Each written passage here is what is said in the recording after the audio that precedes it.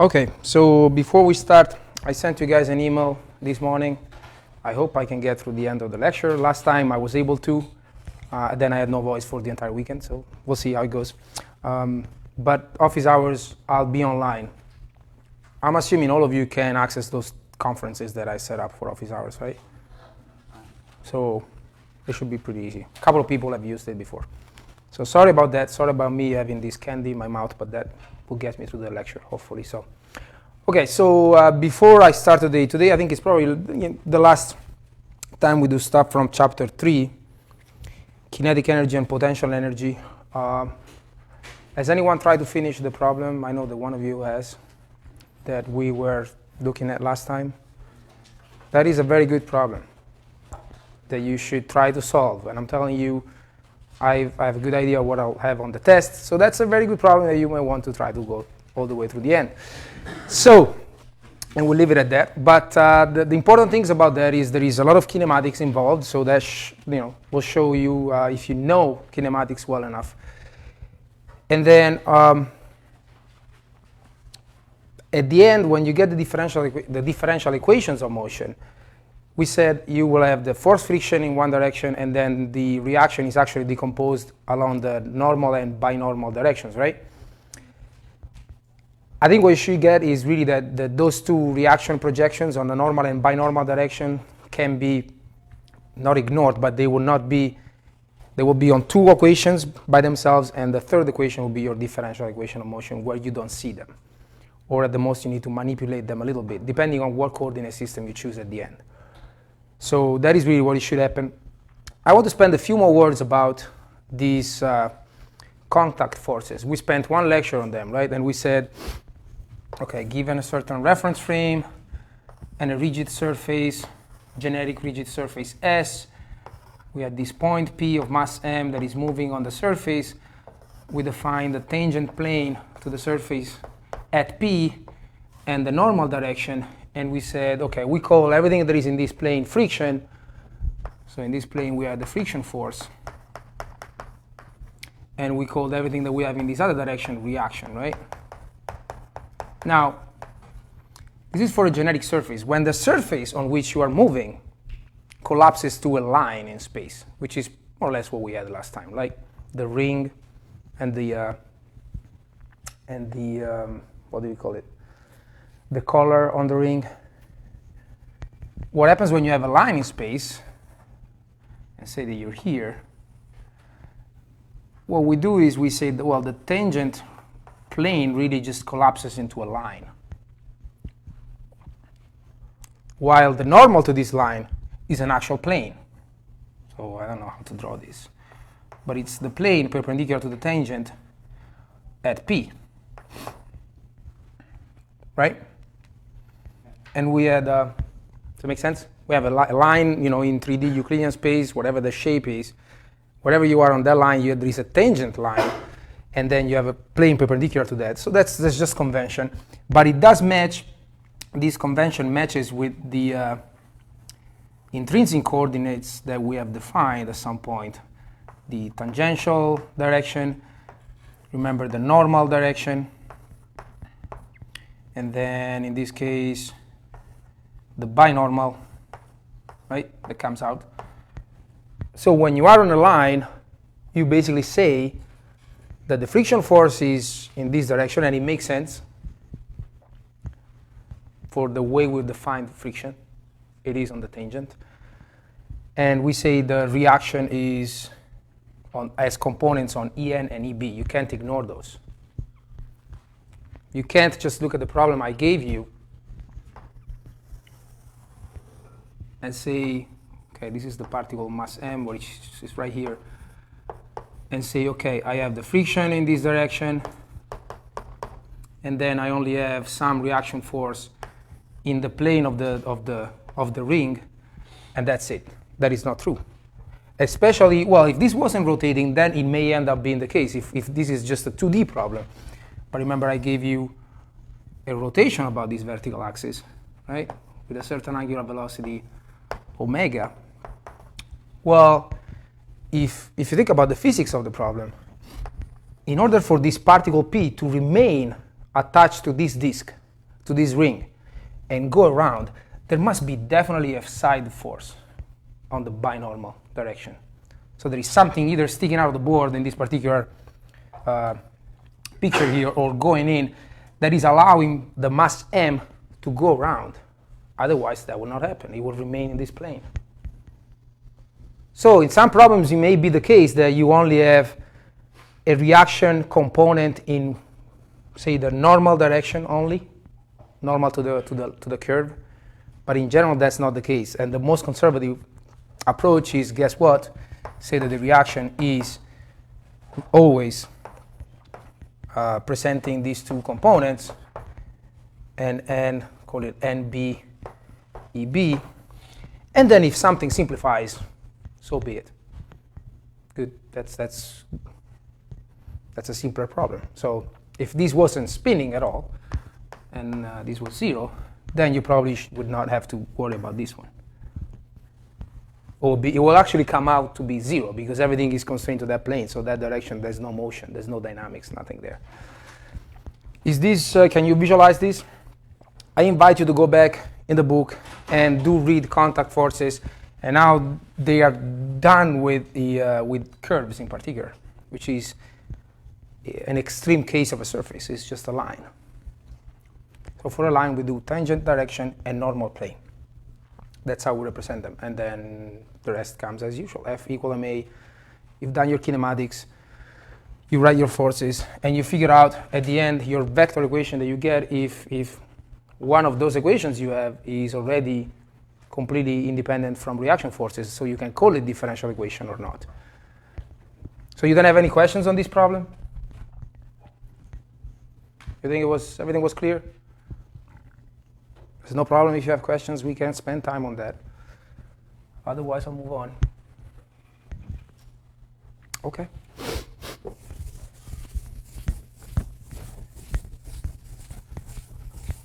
So, at this point, in this class, which is called dynamics, we are already doing what is the real purpose of this class, which is characterizing the geometry of motion, putting it together with the causes of motion, which are forces and torques as well, moments, and in the end, getting differential equations of motion. The second law of Newton is really the starting point. That is the only law. All the other derivations, angular momentum, etc., are alternatives to that. They're not other laws. They're just derived results that can give you advantages in some problems to find the differential equation of motion or the differential equations of motion, depending on the problem. So we don't want to lose, sight of what is the goal, getting the differential equation of motion. So another way of doing it is, and this will be extremely useful when we get to the last chapter of the class, which is Lagrange equations, is through the use of other definitions and other derived results. There is no laws here. There is just derived results through energy. And I'm sure you're familiar with these things. Kinetic energy and potential energy are the two components, two quantities that we define and we use to solve certain types of problems. Definitely, they will always be there when you start using Lagrange formulation to find equations of motion. Lagrange equations, as we will see, are great to deal when you have to deal with constraints. So all those problems with reaction forces, etc., the constraints are actually taken care of by using that approach. You will not see them pretty much. But I'm going ahead of myself. But so it's good to know what these things are, to define them, derive a few results, very easy, simple results, and keep them in the back of our minds. Now, these are alternatives to F equal ma, if you would like. The first thing that I'm going to define is, again, this is the last time when we talk about just one particle. We have the usual reference frame, which is an inertial reference frame, and the usual particle P of mass m, which is moving with let me drop, I don't need to say P here, with a certain velocity as seen by an observer fixed in n. Nothing new. So I define kinetic energy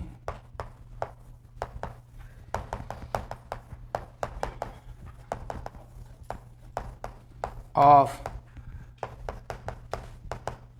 the particle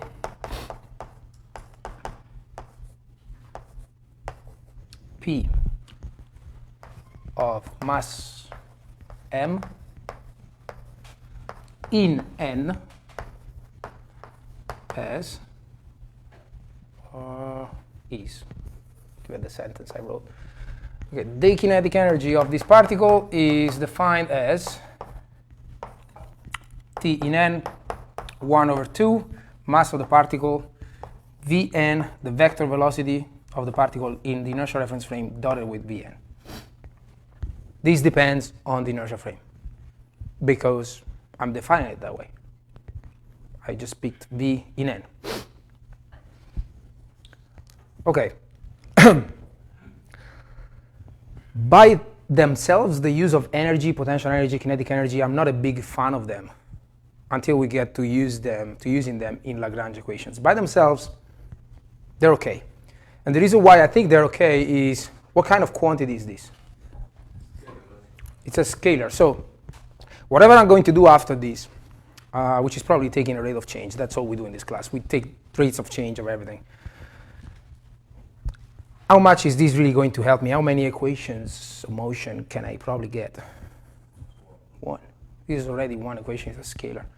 Right? So definitely it's a limited approach for most of the problems.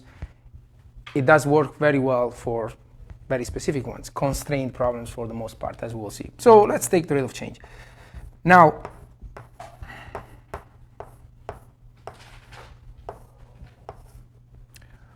why can I do this?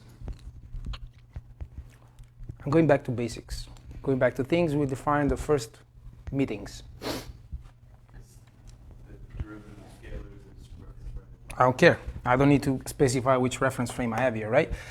So I have 1/2 m. I can leave it out there. Then I have d.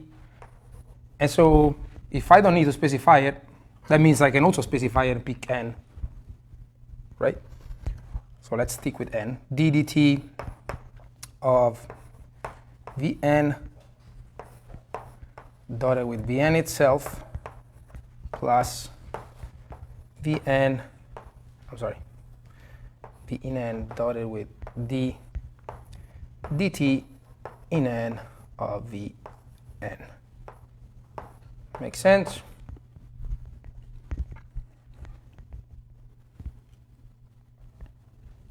This is the product, the derivative of a product. Dot product is commutative, so this is twice either this or this. Let's use this one here. So I get m d dt in n of Vn dotted with Vn. Okay. What do you see here? Anything familiar?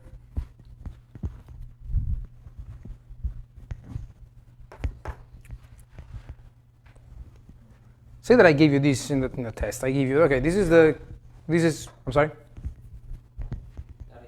No, because V is not a unit vector. Say that I give you this as a problem. I tell you, okay, this is a function of the velocity vector in the inertial reference frame Vn, because that's what it is. Kinetic energy is a scalar function of Vn. And I tell you, take its rate of change and see what you get. Anything familiar here? What's this? Say it right. Acceleration? Of n expressed in n. Of The velocity. Yeah. of P, there is only one particle. So that's the acceleration of the point mass P as seen by an observer fixed in n. That's the way. M A in n dotted with V in n. Right? What is this? This is the resultant of all forces acting on the particle P of mass m. All of them, whatever they are. So the final derived result that I get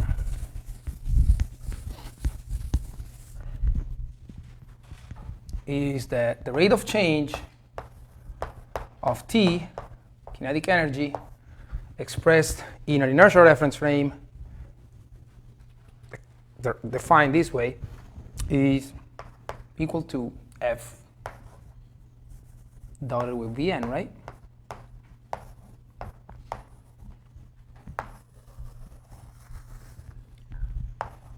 Called work energy equation. This is called power, as I'm sure you probably know already. And that's one equation. This is a scalar product. I only get one equation out of this. So one comment about power, as you can see, this is multiplying force and velocity. As we will go to rigid body and system of particles, we will see that there is also a similar definition for rotational motion, where you have the moment of forces dotted with angular velocity. It is basically telling you that if something is moving fast enough, you need more power to change its velocity, because as the velocity increases, to actually change it, you need more and more power. Power is defined by the product of the two. So if you think about, I'm thinking about rotational motion. When you buy a car, a motorcycle, whatever that is, one thing that no one actually looks at is that nice curve they give you that's the power as a function of the RPMs in your engine. So the best engine would be something that has, this is the power, and these are RPMs. What would be the best engine? It would be something that has a constant, right, up until it explodes. But that doesn't exist, right? So if you get, I don't know, a Ducati motorcycle, they usually have very, very high power at the beginning, small RPMs, and then it probably goes down. Get a Japanese motorcycle, they probably do something like this. You really need to go high with RPMs to get some power. So they're all over the place. And depending on what you want, you can pick one engine or the other, but we end up picking the color of the car or the motorcycle, of course.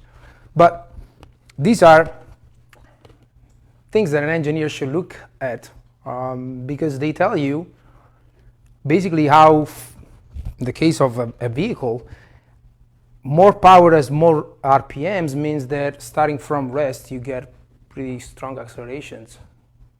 While this other curve tells me that, well, you really need to give it a lot of gas before you can feel something, right? Does it make sense?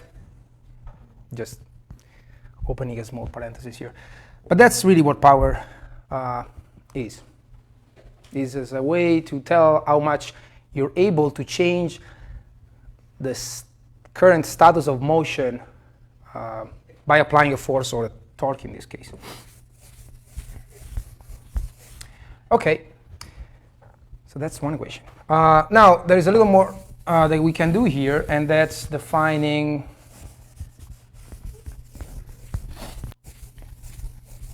one more thing that you have definitely heard before, I'm sure. And those are conservative forces.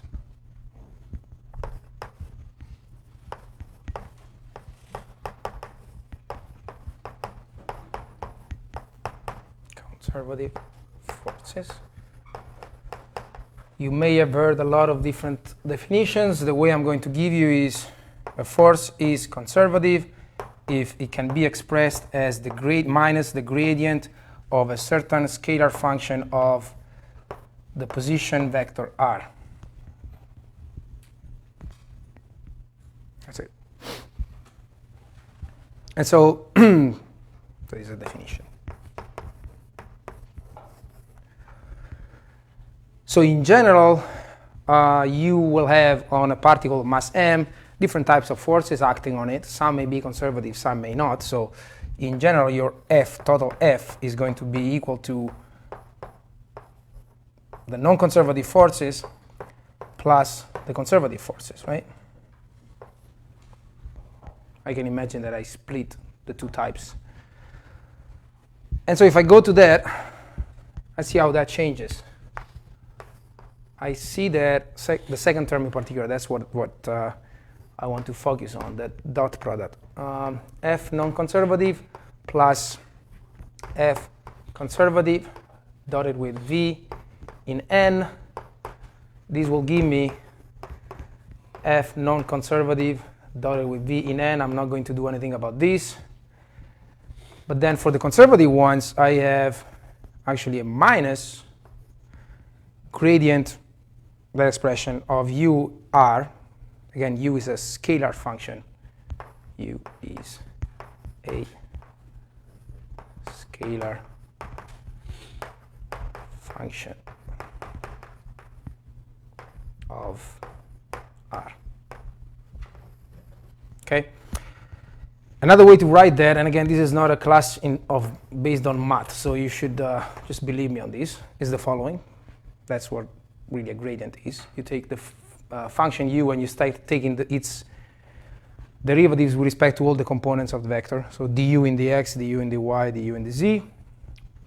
So that you get a vector dotted with, what do I have? Velocity. What is the velocity? That's d dt in n of r. And magically, because I remember some calculus, this is going to be du in dt. You can go back to your books and prove this to yourself. Now look at this. I have another d in dt with no particular reference frame there of a scalar function t of n. I have another function here. How about I bring this on the other side? In other words,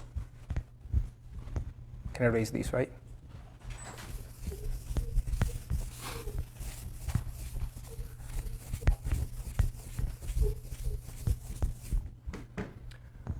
I have d dt, t in n is equal to the non-conservative forces, the resultant of all of them, dotted with v in n minus du in dt, which I can also rewrite d dt of t in n plus u equals f non-conservative dotted with vn.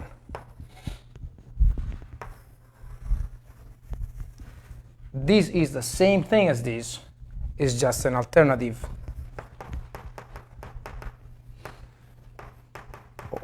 So this is the alternate form of the work energy equation.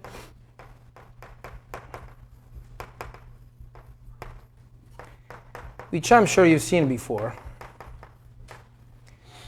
But I don't know about you, I was given a lot of strange information when people started defining T and U. How many of you have seen the potential energy is defined, but you also have always that plus C? Have you seen it before? That constant that was always there for no reason, as we'll see in a second. You really don't need that stuff. You don't need to define U plus a constant. Now, let's look at this. This is called the total energy of the particle. I think some people call it mechanical energy as well. Summation of the kinetic energy of the particle plus its potential energy, given that there are some conservative forces. Forces that I can define as the gradient of a scalar function of r. So this is telling me that if I have only conservative forces, so F and C is 0, the total energy of the system remains constant. In which other case that's true?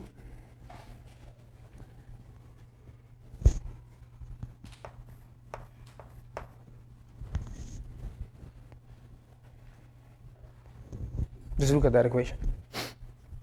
In which other case the T plus U remains constant.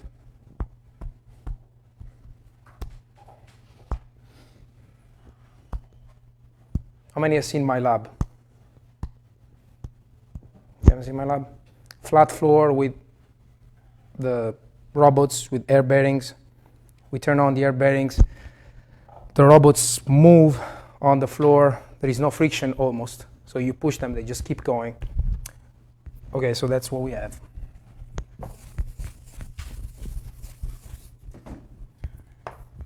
This is our flat floor. Some robot here with air bearings is moving on it. It's translating on the floor. There is no friction. What forces are acting on this? Treat it as a point mass. There is gravity in the lab. Of course, there is gravity. But this is not going inside the floor. It's not flying away. So if you do the free body diagram of this, you have mg here, right? You also have the reaction from the floor. I told you there's no friction.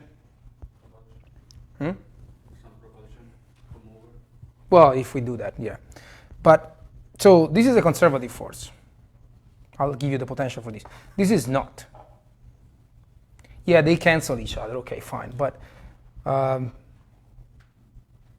let's focus on R only. And say that my lab is an inertial reference frame, which is an abuse, but we do it all the time. So this would be the velocity in n. And this is R. And the angle is 90 degrees. So you can have non-conservative forces. You can have as many as you want, but if they are perpendicular to your inertial velocity, there is no power associated with those forces, and your total energy remains constant. If you're sliding on ice, and it's perfectly frictionless, the reaction is not doing anything to your energy. In fact, you just keep going, in principle.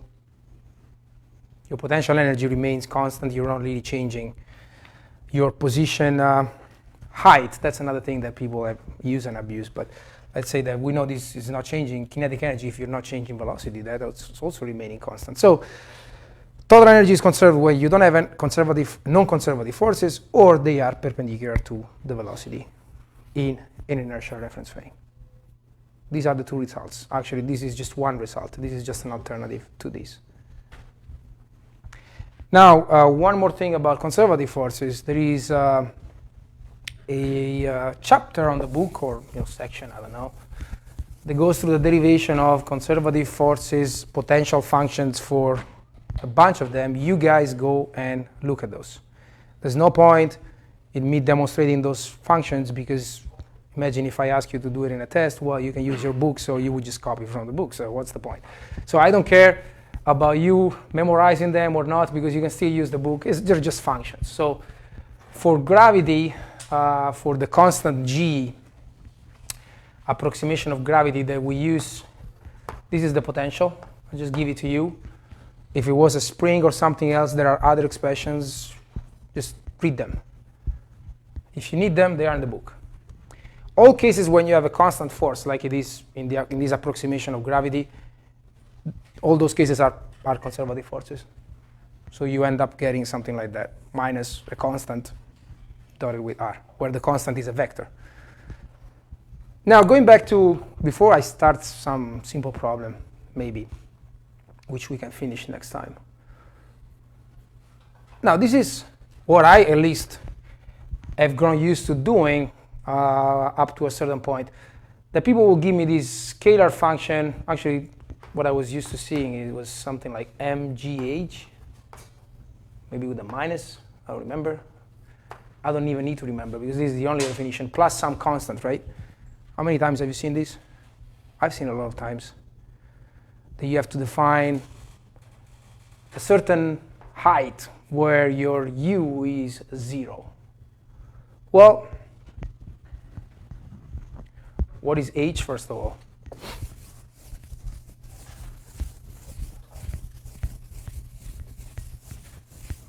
What is h?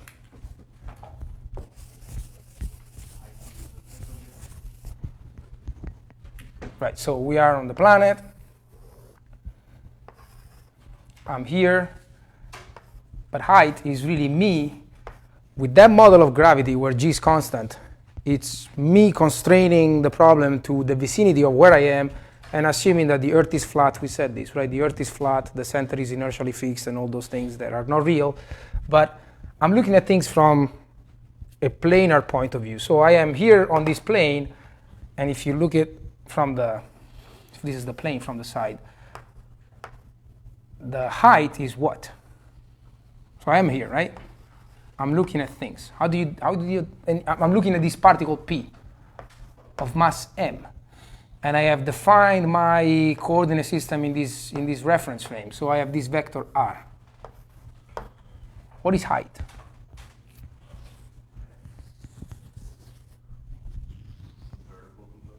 Yeah, it's this, right? So let's say that this was my, say that this is my EX, EY, EZ. Not even sure that's right-handed. Yeah, it looks like. So it works, right? My point is that h, if you want to call it height, it's r dotted with EZ. That's h. Now, in doing all this, in approximating that the gravity is constant because I'm not moving much on the Earth, and so I'm not going too high, I'm not doing strange things, I remain pretty close to my room, so everything is kind of valid here. I am assuming that I already went through the pain of defining my reference frame, the room.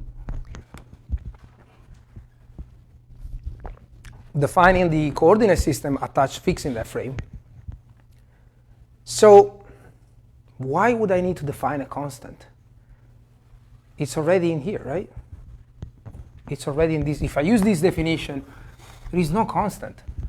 I already have my 0 point. That's the origin of my frame. You don't need to come up with any weird constants. That's the only potential function definition that you need. If r is 0, that u will go to 0. If r is 0.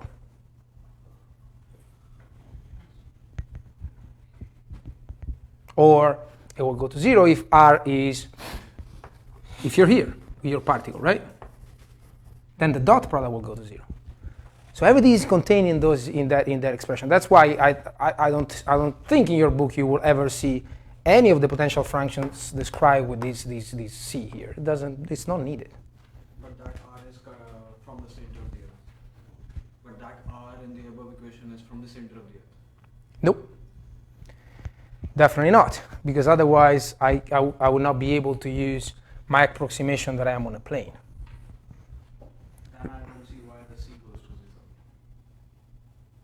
0. Well, if I am the one, so that's the thing. In any dynamics problem, you are the one defining your reference frame and your coordinate system. And when you say that the gravity is a constant acceleration, that it's constant in every point, you are making this assumption that you're moving on a plane. So forget about this. You already forgotten about this. You already approximated. You can demonstrate it yourself that G comes out of the actual gravitational attraction formula where the distances that are involved are very small compared to the radius of the Earth. But I'm already in this configuration here. So I'm not on a sphere anymore. And so the best that I can do with a plane is working in that plane. Make that plane my inertial reference frame and define a fixed coordinate system that works in the reference frame. So you already forgotten about the sphere. So no need for constants. The U's are defined in the book. That's one of them. Just use them. They are complete definitions. There's nothing else you need to do. Make it sense here? Maybe? Maybe not? Okay.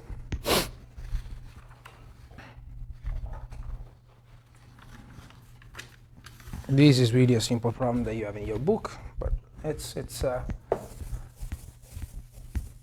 good one. I don't really know if it's that needed for me to solve it all the way, but I think we want to make some comments here. This is the parabola problems that some of you may have seen.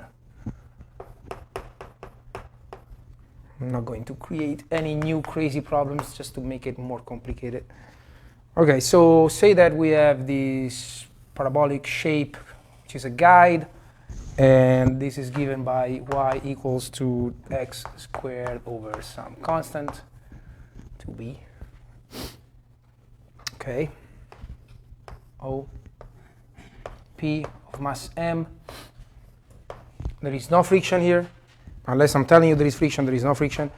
There is gravity though. G.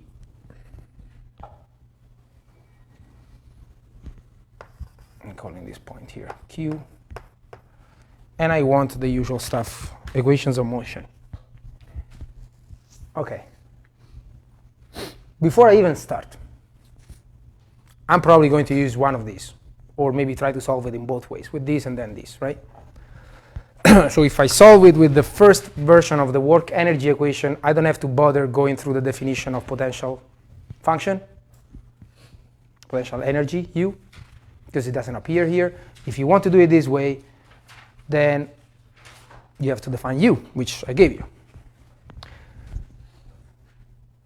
Now, before I even start saying what are the reference frame, what is the reference frame here and other things, I want to focus on this particle P, which is moving on a parabola here. It's moving on a line. What can you tell me? I'm telling you, well, you of course can use both of them. But what can you tell me if you look at the second one? What is happening to this particle P here? I'm zooming in. There is no friction, right? Okay. It's good to analyze the problem before you start deciding which tool you want to use. I'm telling you that, well, I forgot to tell you, the parabola is an inertial reference frame, so it's fixed in an inertial reference frame. If you want to ground it, you can do this, right? Okay, so which direction is the velocity of the particle on this curve? Tangent, right? So it's either this way or if it's coming down the other way. Anyways, that's V in N. There is no friction. There is gravity, right? And then there is, I'm kind of mixing things here. And then there is the reaction of this surface, which is, in this case, a line. Which way is the reaction? Is along the normal direction, right? So say it's, I don't know its direction. I just say that this is R. Now, is this all I have? What do you think?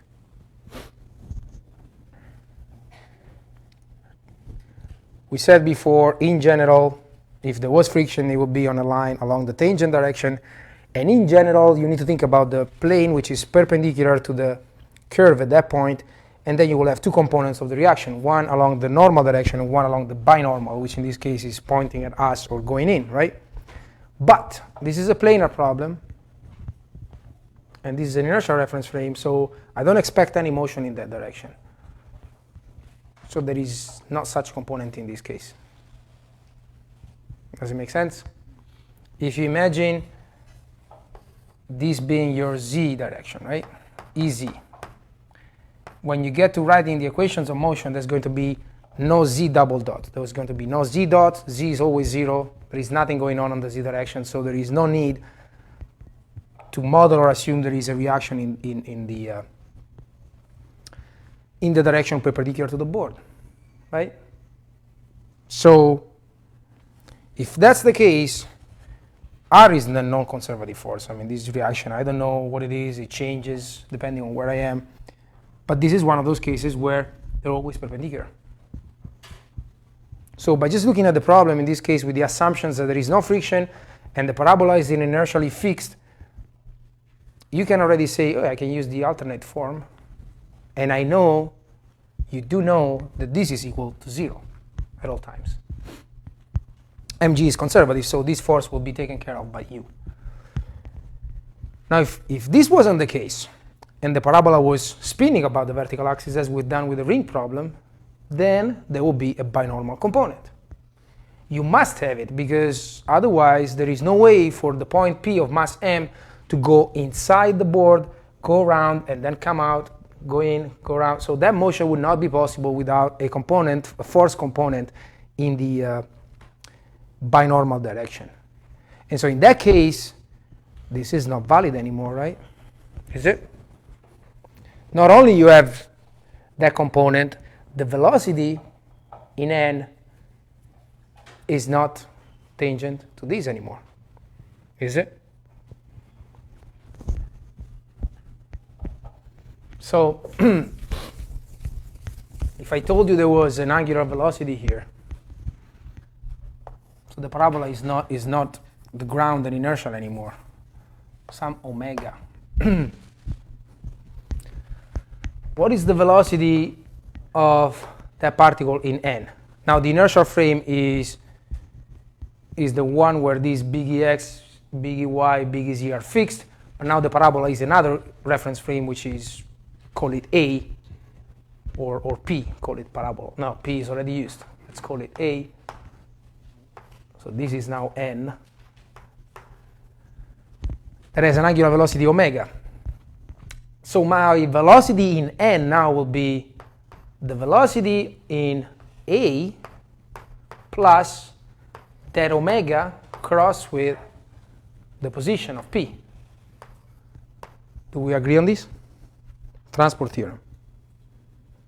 These things should really be obvious at this point. Where, what is this? The velocity of the particle in A. Now A is the parabola and is not inertial anymore.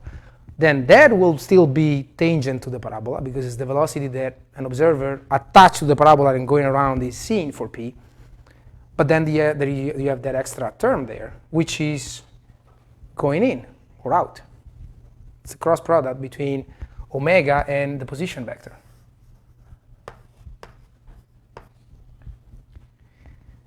So in general, this is not going to be true anymore because both the non-conservative force will have a binormal component and the velocity in n will have a binormal component. So you cannot say that there are 90 degrees at all times. Can you? You can't. Am I confusing you a lot? Going too fast? No? Nothing special? Good. Okay. So we just have really a few minutes, but how would you... So let's try to do it that way first, and then maybe next time we'll start doing it. Or vice versa, I don't care. Now this is inertial though. I was just trying to make the case for when you can say that that's zero and when you cannot. But now this is inertial, that's the initial problem. Okay, what do you want to do? I'm telling you this is the problem I give you. Solve it with the work energy equation, with that one. Where do you start?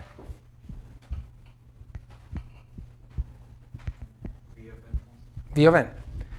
But before you do V of n, what do you need? Yeah, but before that, what do you need? I mean, I gave it to you. Everything is there. It's obvious. But you should definitely look at reference frames, right? Never skip anything. Well, there is no rotations. There is only one, which is the parabola. So, or n.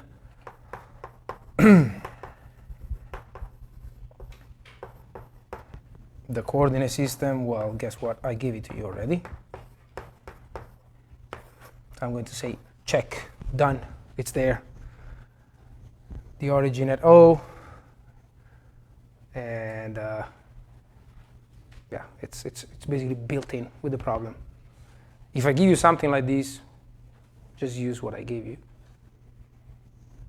I gave you the axis already. Okay, so you wanted to write R. What is R? Tell me.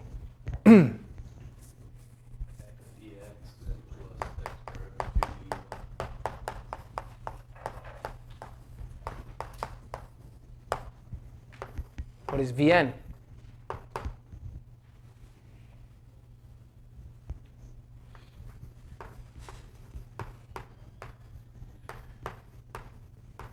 Okay. Give you this. What do I do?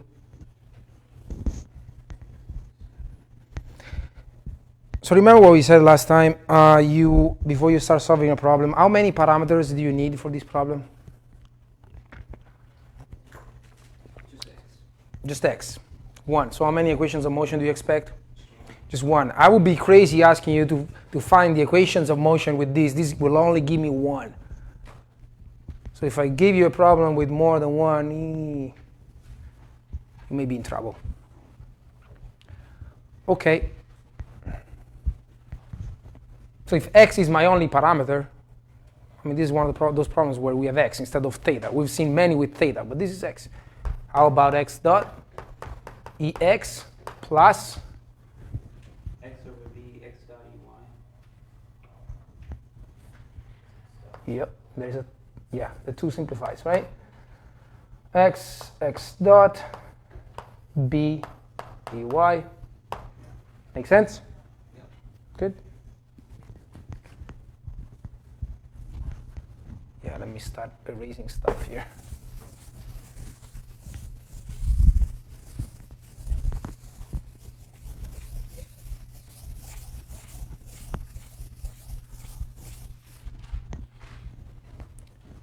T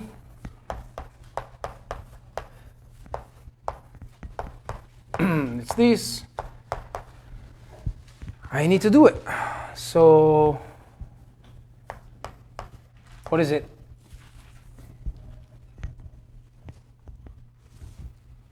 It's ugly, huh? X dot square plus x.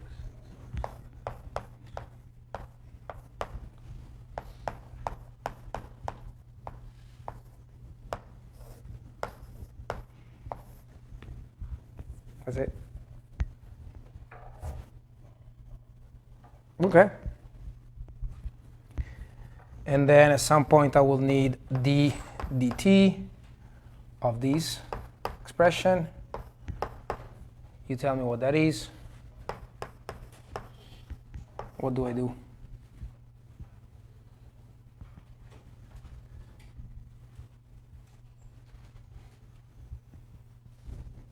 What do I do?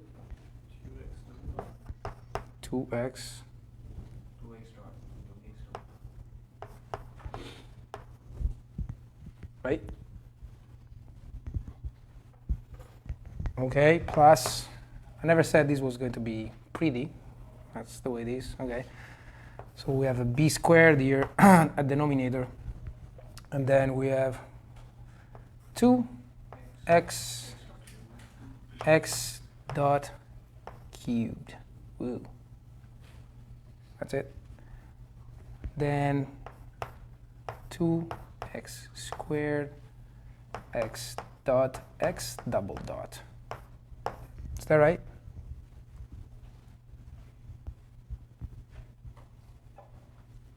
Yeah, I never said that this was going to be nice and clean. That's the way it is. I chosen a parabola. So, okay. I mean, you could probably simplify these, do something with it. I don't really care at this point.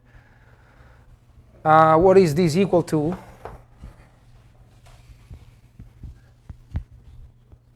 This is one side of the equation, right? Hmm? Anything wrong? Force Vn. I should probably go back to my free body diagram here. So mg reaction. So what is force with that reference frame is minus mg ey, right? Yep. What is the reaction?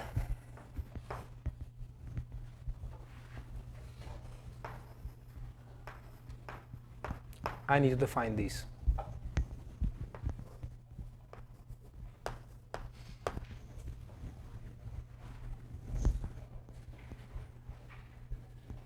Told you these intrinsic coordinates were going to come back at some point. So you can, actually, I think that's the only thing you can do. How do you define En? What is En? What was the definition of En? Remember? En was ER divided by the span. Okay, you guys try to finish this. yourself, and we'll continue next time. That's what you have to do. ET comes from these. And ET is Vn over its magnitude, right? ET, it's Vn over its magnitude. So go compute these and then try to find the n. Those coordinates are useful. They're not just a waste of time. Okay, we'll continue next time.